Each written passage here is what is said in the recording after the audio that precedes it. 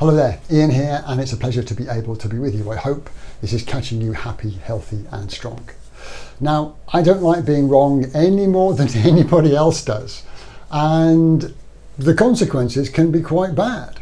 We can lose staff, customers, money, we can damage relationships if we make the wrong call. But those consequences are normally because we've been wrong for too long. Here are some ideas that I hope can help you. Stay tuned.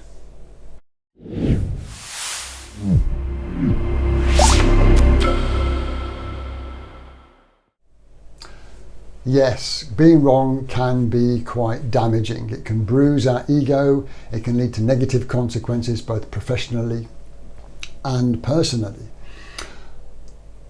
But to make the right decision over the long term, we need to be comfortable being wrong in the short term. Think of it this way. When a plane flies over a long distance, let's say from London to New York, it's actually off course for the vast majority of that trip. It's actually going the wrong way for most of its journey. But frequent check-ins with its position allow the navigation system to bring it back on course, and then overall you can land at your destination.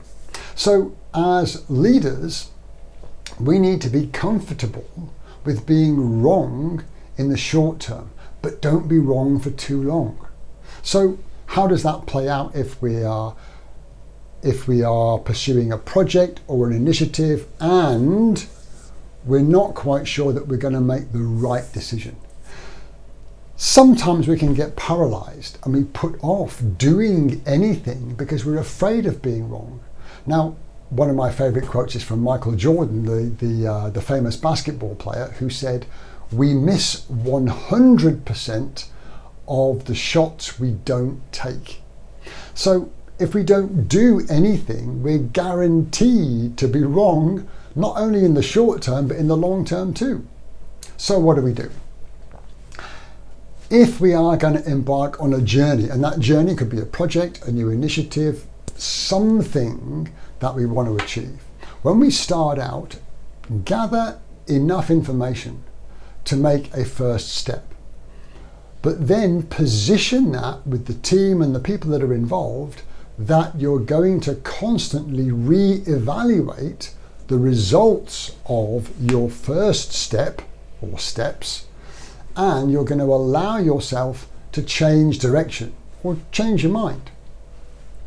And that over a longer period will give you a better chance of success. So don't be afraid. Don't be afraid to move forward and to change your mind.